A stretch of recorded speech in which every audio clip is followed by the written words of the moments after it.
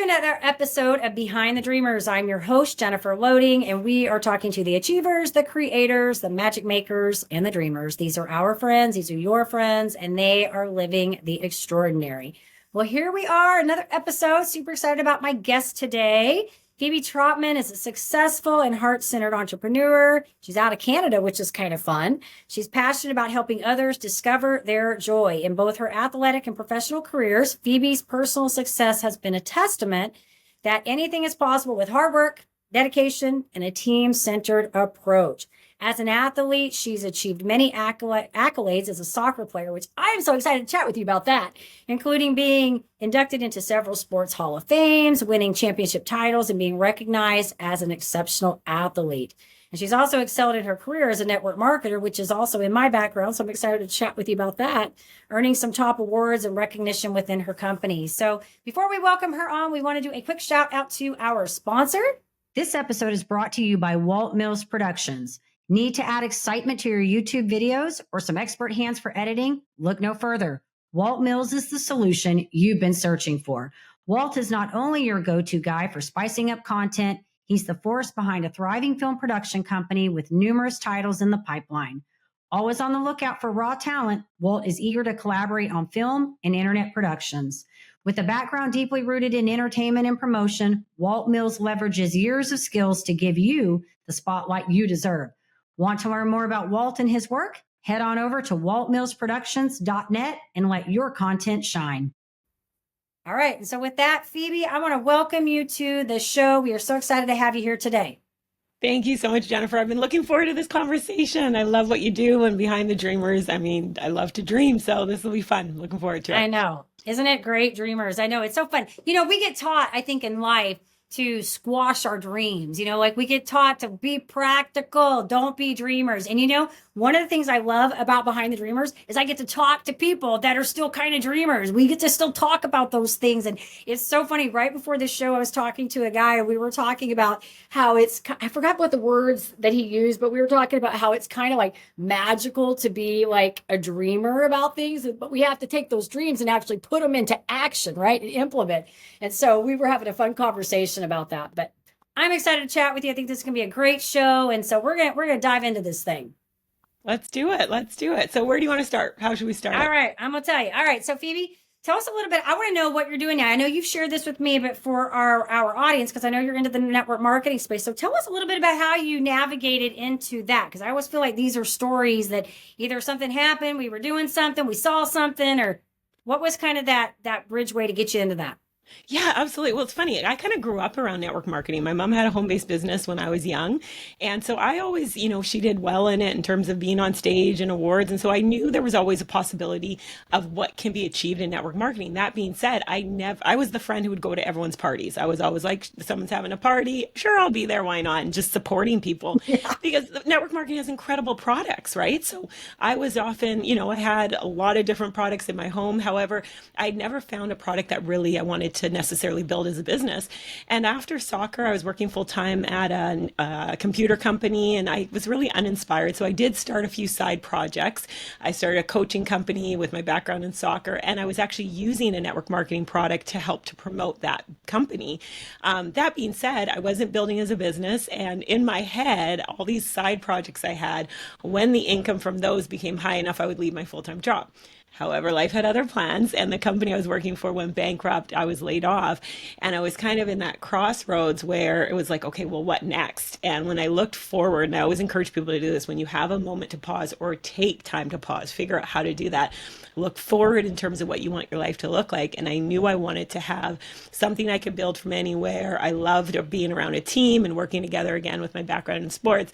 And so I decided to build the product I was already using, build it as a actual business. And here we are 18 years later. Wow. Mm-hmm. Well, and I know I shared with you that I spent 22 years, actually probably more than 22 years. I'm still technically signed up in a network marketing company, but actively working almost 22 years in the Mary Kay world. And so I understand, I say I can resonate with you on the, understanding about the team building and representing the product and the selling. And I think one of the really neat things, I don't know about you, but where I'm coming from, I was a young mom when I started in that space. And for me, it really afforded me the flexibility a couple things. One, it gave me autonomy, which I'm like to beat the bone drum. I like the autonomy. But I also really appreciated that it allowed me to be home with my kids. And so, even though I'm married, my husband makes good money. It was nice to have that extra income coming in, but also to be with my children while I was doing that. So for me, I was able to be a stay-at-home mom for all three of my kids. My youngest is now 20. My oldest is 27. Will be 28 this year. So I was able to stay with them the entire time and do that on a very, part-time to full-time basis. And I was okay with that. I liked it.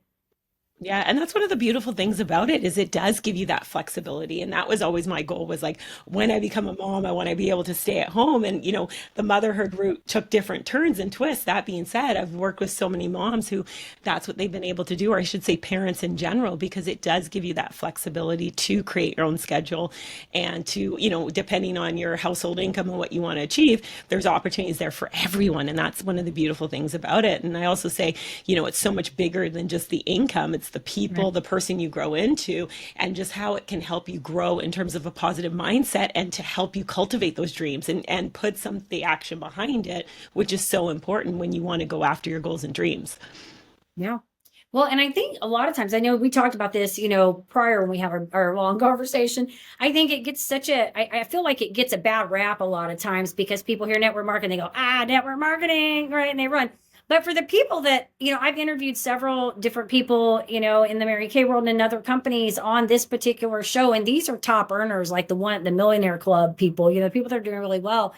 But even for those people that don't hit that level, and I know you can attest to this, is that you just mentioned it. There's so much more that you gain from that. I have often said that, had I not gone through those 20 something years in that space of learning and mentorship and all of the things, I would not have developed I may never developed the leadership skills. We may not even be doing this podcast today because I was freaking shy for many years in the beginning of that, and I would have never gotten in front of people and talked. So you develop a lot of things besides just the monetary, the ROI of the money coming in. There's leadership that's in that. You have invaluable resources.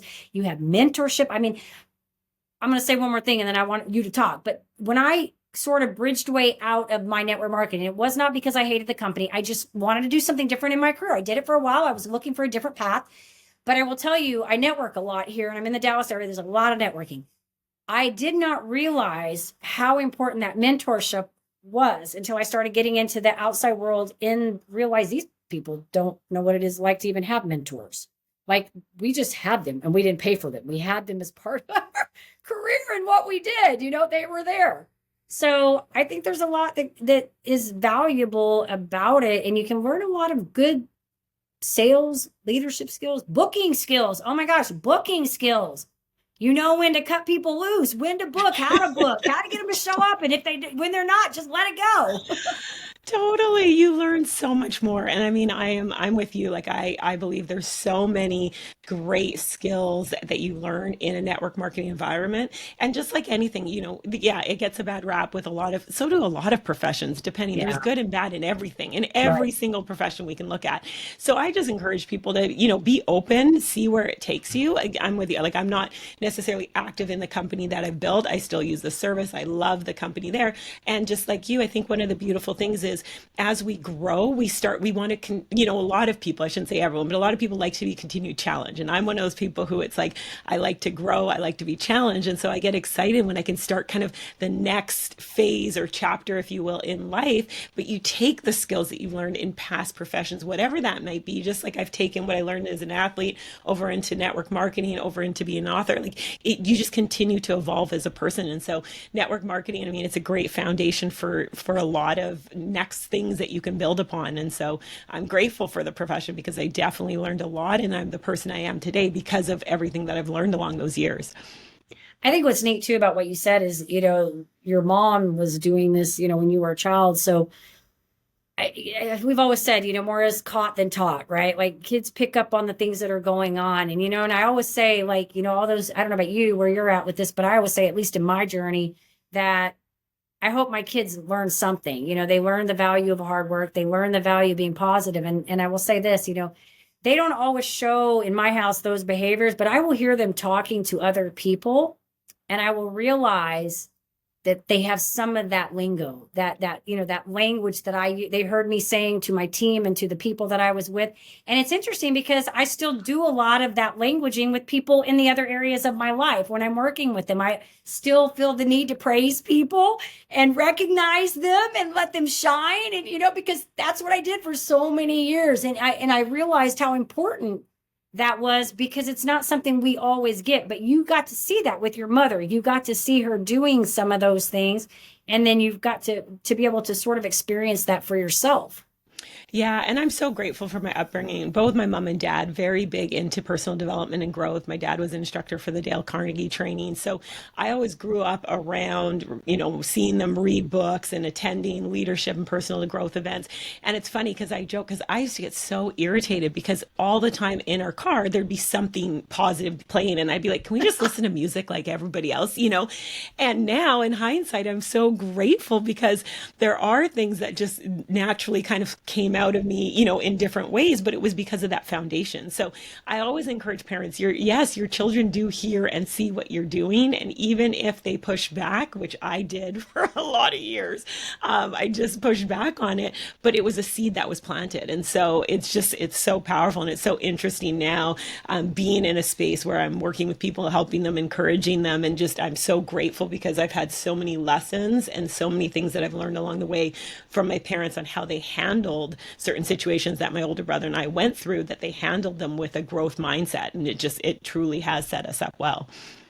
Yeah, I love that, Phoebe. And I'm glad for you that you were in that environment, because what a difference that makes. I mean, it's interesting because I think so many people are not that way, and they stop learning. And I was just having this conversation with my husband, and then when we walk our dogs at like 6 a.m. every day, and sometimes we have these conversations, and I was actually talking about Twitter, X, whatever you want to call it. I was talking about that because I get in there to kind of see what's happening, on the political scape, which every time I get in there, Phoebe, I come out and I'm just agitated. But it amazes me. I'm like, you want to learn a lot about people, get in there and look at the comments, the way people talk to each other, the way people, the types of things they say. And I realized today I'm in the middle of reading one of John Maxwell's, his latest book on how to be a great communicator. He's one of my favorite. I'm reading this, and he's talking about all these different things about, like, if you want to be a good communicator, you got to believe it and all of these things.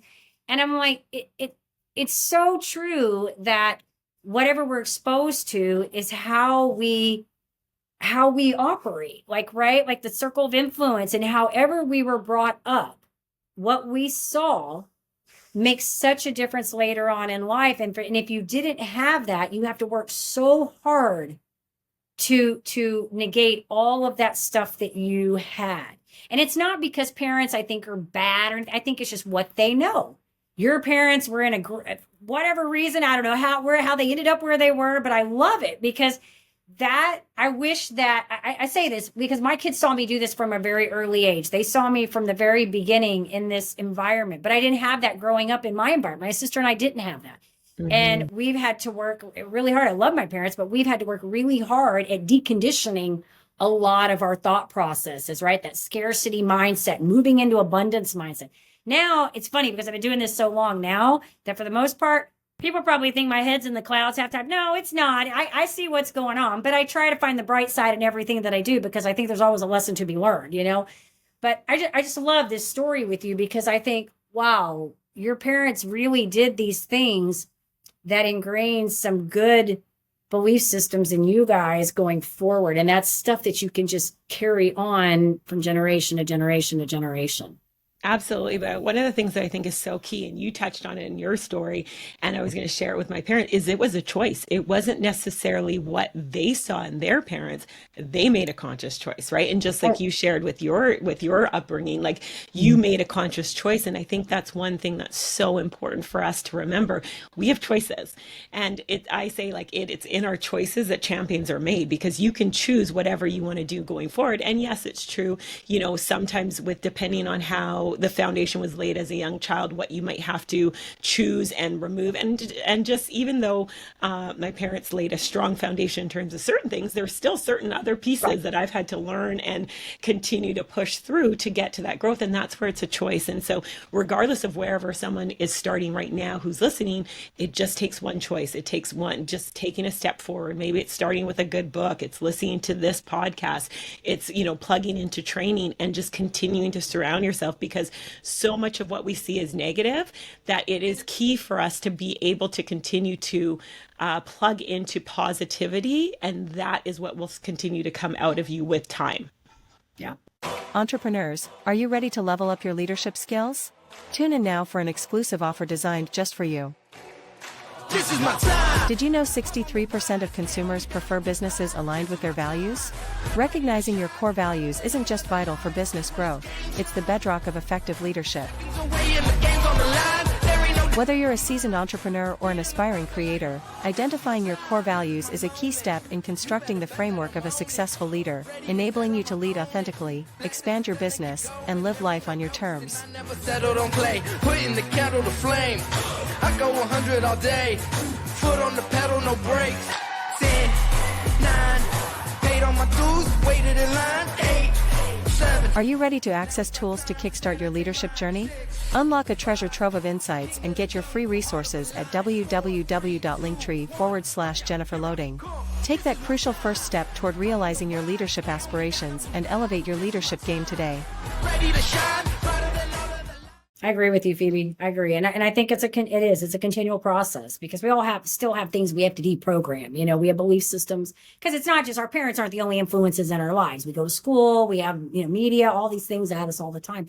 But I think the really, you said important thing is that conscious decision to make the change, right? But I think like you said, the next step further is to recognize that this is going to continue. It's a continual process. It's not hey, I read a book, I'm done today, I learned something, no more. No, it is a continual. And I will tell you, I love to read. I didn't always like to read. I do now. And I find that when I'm not reading, I get very stagnant in my thinking. I start to find myself going down rabbit holes I don't like. And so then I'm like, okay, we need to get a book out. We need to get going.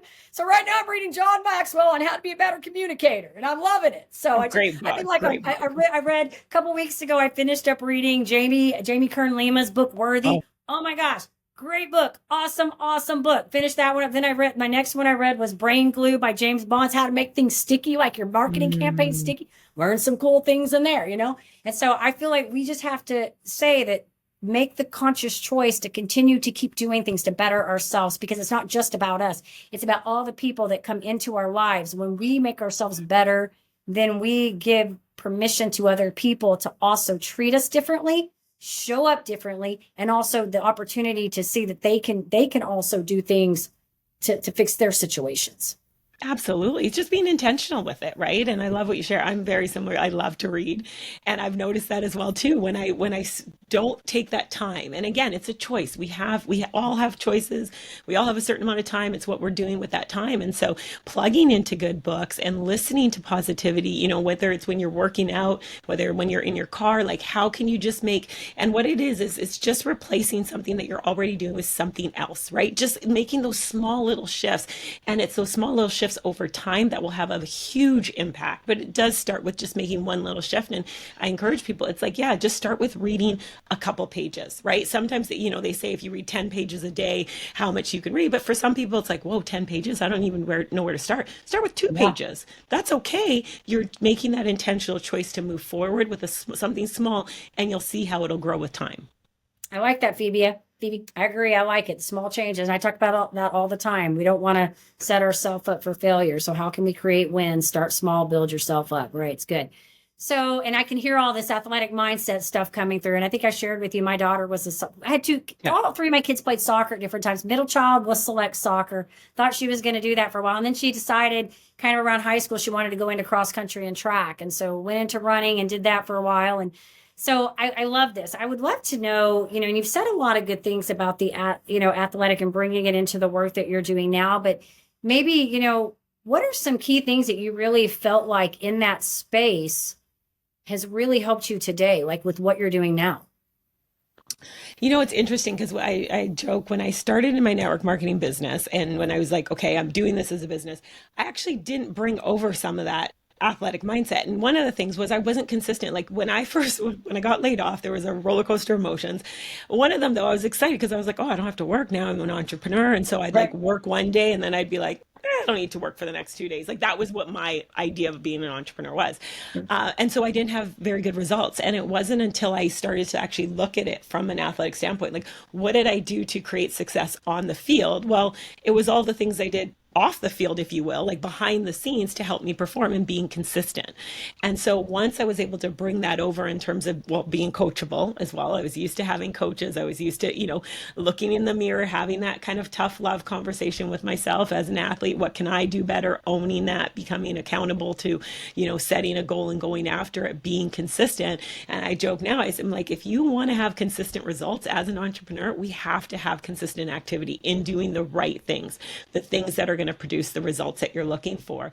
And once that kind of hat came on and I realized, okay, what did I do in sports that helped me do this? Let me bring it over here. That's when I started to have those results that I was looking for and continue to grow. And a big piece of it was at the time, being patient. And I am I'm working on my patience, but as go-getters, we like to have things now. It's like, okay, we did something, we want the result, not realizing that everything has a growing period, if you will. And when you plant that seed, you're not going to necessarily get that harvest right away. And so I, started teaching my team. It's like, if you want to celebrate the harvest, you have to celebrate planting the seed in the sense of be consistent with what you need to do to create those results that you're looking to have. Yeah. No, it's good. And I think we all have those, go through those moments where we have to, I guess maybe we say that it's like a coming to Jesus moment where we realize we're going to have to do the work. Like we're going to have to do the things, if we want the things to happen the way we want them to happen. Right. But I do think sometimes, as entrepreneurs, we do get into that mindset. We're like, I'm an entrepreneur now and I can kind of do what I want to do until you, like you said, you realize nothing's happening. Right. We always had to say like nothing happens until you sell something. You got to start selling. Right. I mean, there's all the processes up to that, but you got to make a sale to make anything happen. So yeah, and doing that about that. Oh, sorry. I was just going to say also doing the stuff sometimes that you don't necessarily want to do, right? Yeah. There are those things like as an athlete, like I didn't necessarily love fitness in the sense of doing sprints and that piece of soccer. I love to just play the game. That being said, conditioning is a big part of how it's going to help you perform in a game.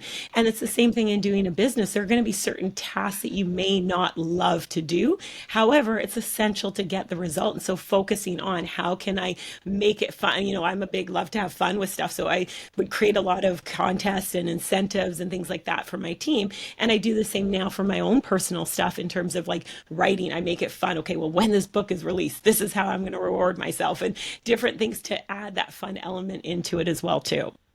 Yeah, that's great, Phoebe. So what's next? What's on the horizon? Like what's happening right now with Phoebe in your world?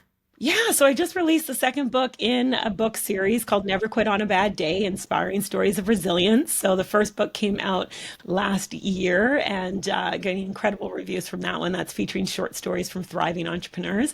And this one just came out a few weeks ago now, and it's featuring stories from accomplished athletes. And it's really all about, as we're talking about, how do you continue to stay inspired and, encouraged through those tough times. And one of my motivations for writing the book was I really wanted to share the story behind the story, because I find so often people will see someone and they'll be like, well, that's good for them. And, they don't realize all the tough stuff that person went through and had to grow through to get to where they are. And so the goal with the book is to shed a little bit of light about the story behind the story. And most importantly, what did that person do to work through that tough time to get to the other side? Because even though our situations may not be the same, the tough stuff we go through, there's still strategies, if you will, perspectives, ideas, things that we can carry over to help us when we are going through those tough things. And that's what the book really does shed light on too. That's good. So I had a mentor that I worked with for a couple of years. One of my many, I would say I had a mentor. That was one of my many mentors, but I had this one for 2 years. And he always used to say, that which is most personal is universal. So like, in other words, whatever, we always think our stuff is an isolated thing, but it's really kind of, they're universal if you really look at the main things and not all the little pieces around it, but the main themes are always universal, right? And so when you think about, you kind of said, these entrepreneurs that you interviewed, you wanted to talk about their stories behind it. the universal stories, they had to go through something hard to get to success, right? The story, the details around the story may be isolated to or particular to their story, but the universal messages, they had to go through something hard to get where they are today. And I love that you did that. I think that's a lot. I think you and I are doing some similar, things. And I think that that's what excites me too, is really seeing people shine and do things and go through things and come out on the other side, whether it's an athlete or somebody going through some hard disease, or whether it's a business, something where somebody's making that, that transition, or I call it maybe I don't know, what do you want to say? Like this journey they're going through, like this butterfly metamorphosis, Yeah, because we all go through it, right? We all go through it. And it's kind of, again, as we circle back, it's those choices, right? What do we choose to learn from it? How do we choose to move forward from it? What do we choose to, how can we help someone else through something that they're going through as well, too? And so it's really been a lot of fun in terms of, creating this book series. And as I said, it's about that continuing evolving and growing, and just to be able to help other people a little bit on their journey just by sharing some insight and some stories of what other people have gone through. Yeah. I want to ask you a question about the book writing process, just because I know somebody on here may want to write a book. I know I wrote one and it was hard. I mean, it's because I'm not patient. It's part of the problem. And I don't know about you, but for me, when I was composing mine, the hardest part was the outline, because I had to get sort of a order together of how I wanted this to go. And I like to just, if I want to write, I just want to sit down and write. Like I just want to write, but you got to have a flow to things, right? And so for me, that was the hardest part. Once I had that, and I got help with that. I had somebody help me with that. But once I got that, the other parts were a little easier to fill in. So I'd love to know from you, because you've done a couple now, you've done more than one. And so what was maybe the most challenging part for you in that process?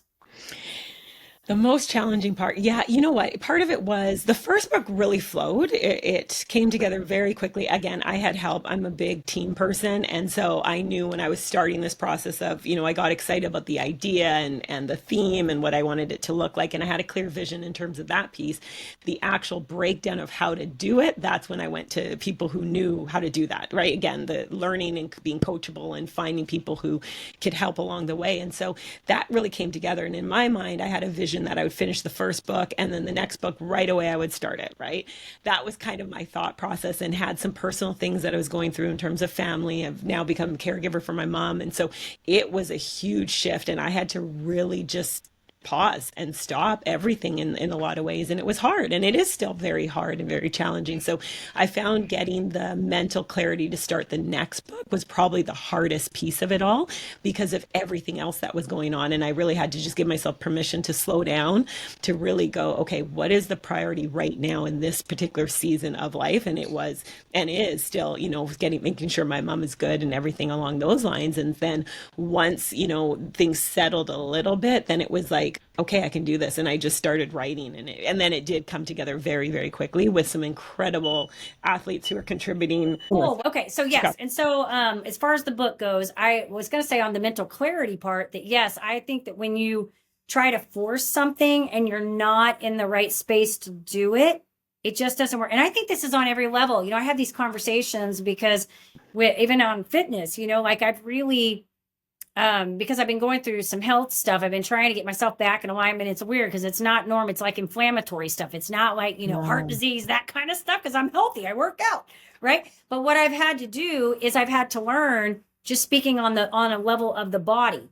When I don't feel like I can go out and run 2 to 3 miles today, we're not going to run 2 to 3 miles today. I got to be in the right mindset and the right physicality, right? So I think that what you're saying about this whole process is, where are your priorities? And if at this moment it needs to be here, and if in my case, it's making sure my health is right, not overdoing it, because I want to push, I want to be, like I want to be able to run, do my thing, So I think it's listening to where you need to be, where your priorities are at in that moment. And when you can come back to that space in a healthy frame of mind, and also, right, get your nervous system regulated. I like to talk about that one, because a part of the reason we can't do what we need to do is because we're dysregulated, right? Get that right. Then you can do what you just did. Get in there, and then it starts flowing. Yeah. And it's important to give yourself that grace too, because I do know, like, that was a tough one, because I was really forcing it. I was like, no, I got to do it. And it was like, wait a second, who says I have to release the second book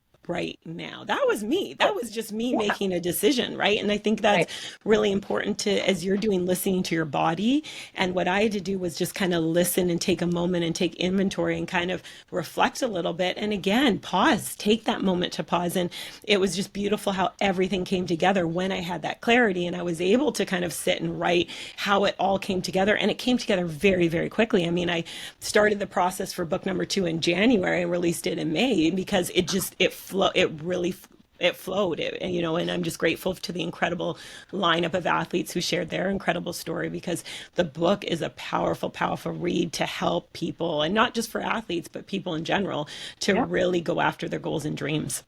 It's cool, Phoebe. Well, congratulations to you on that. Thank That's you. an awesome thing. And I know when you're in, it's much easier to work when you're in the right frame of mind. And anybody listening to this, because most of the people I'm sure that are listening to this are probably in their mind some kind of achiever wanting to do something. You said some great things. Sometimes we just have to pause. We've got to stop putting these unacceptable metrics on ourselves and setting ourselves up for failure. Right? Doesn't mean we don't set goals. It doesn't mean we don't want to achieve. It just means doing things in a way that you're not going to kill yourself in the process, right? And you're not compromising the things that are important to you to do it, right? Love it. So one question I want to ask you said so many great things here. I know we're both like bopping around. I'm like, I'm getting warm. I got to move around. I'm getting too excited. I want to know what you said, and I think we could sum this up because I think you've said a lot, but I'd love to know just any final things that you would say that you learned about yourself in all of this. What have I learned about myself? Oh, that's a great question. I would just say, a couple things. One, the power of surrounding yourself with great people. Like I was speaking at an event the other day and I talked about engines and anchors, how the people that we have in our life can either, be engines in terms of propel us forward in our goals and dreams, or they can be anchors and kind of hold us back in some ways. And one of the things that, this book series truly is here because of engines that I've had in my life that had, they're the ones 2 great friends suggested to write a book. And I was like, I don't know. And, with their encouragement, and then I got super excited about it. And now knowing that this is what is meant to happen in this next chapter and season of life, to be able to share, some of the lessons that I've learned along my journey as an athlete and as an entrepreneur and putting it into. So just really be careful, again, who are you surrounding yourself with? Who do you share your goals and dreams with? And not to say, anchors still serve a place in your life, and I have a lot of and I love them. It's just, who do I choose to spend my time with? Who do I choose to share, what I'm working through and growing through, especially when you're in those challenging seasons, because those engines will help you even when you're going through tough stuff, which, as you know, we've shared, like some of the stuff I'm going through right now. I'm just so grateful for having engines who are there to help lift me up and to say, like, you can still do this. You can still move through this hard season that you're going through. And the second piece would just be gratitude. Even when you're going through tough stuff, how do you find those little moments to hold on to be grateful for? Because it just helps you shift that perspective. And sometimes that's all you need, especially when you're going through a very challenging season. And that's something that I've been doing, and holding on to through this next phase, if you will, is just finding those moments of gratitude to be grateful for and hold on tight to those. That's good. Engines and anchors. I like it. It's good. I was thinking about the little engine that could, so I'm like, I think I can. I think I can. Perfect. That's great. I mean, it's a great way to remember it for me, because I'm thinking engines and anchors, and I like love that though. That's great. That's great. You do need anchor people in your life, but I don't think that they're the people that keep you safe and they keep you grounded and they keep you here. They're not going to be the people that put you into the space when you're needing to dream and go to that next level. So I love that. Thank you for sharing that. I think it's great. Phoebe, you're awesome. I love what you're doing. Congratulations on all your success. I think, I mean, you're lighting up, and I like that you're enjoying what you're doing, because I think that's important, that we have to truly enjoy what we do, because when we're convicted about what we're trying to put out there into the world, the messaging, then that comes through in our authenticity in the work that we create. So I love it. If our audience wants to get in touch with you, maybe they want to find these books, they want to reach out to you, follow you, who knows, where do you want us to send them? Yeah, so you can check out my website, neverquitonabadday.com, as well as I'm on Facebook, Instagram, Never Quit on a Bad Day. And I'd love to connect. I'd love to hear what they're working on, how I can cheer them on, support them, and just, I encourage people, go after your goals and dreams. They're there for the taking. So it's just a matter of going forward. I like your website domain, by the way. I saw your email when it came through. I don't know that I paid attention to it the first time, but I saw it today and I'm like, this is cute. I like it. Never Quit on a Bad Day. I like it. It's cute. It works. Thank you. To our audience, we appreciate you. Thank you for tuning in. And if you enjoy the show, head on over to Apple. You can give us a review over there. And of course, hit that subscribe button on the YouTube so we can keep sharing all these awesome stories about these awesome people. And as I always say, in order to live the extraordinary, you must start. And every start begins with a decision. You guys take care, be safe, be kind to one another, and we will see you next time.